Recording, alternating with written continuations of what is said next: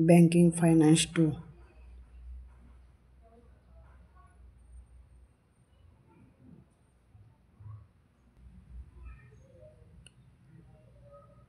मित्रांनो, तुम्हाला सांगतो, जे अकाउंटरी पार्ट 1 आहे, हा जो पहिला एक्झाम आहे खूप अवघड जातो. कृपया याची विद्यार्थ्यांनी दक्षता घ्यावी की अभ्यास हा चांगला परिपूर्ण करावा, नाहीतर त्याच्यामध्ये फेल होण्याचे चान्सेस जास्त असतात.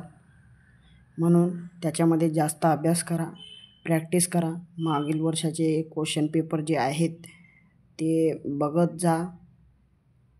या चॅनलवर मी तर टाकतच जात असतो,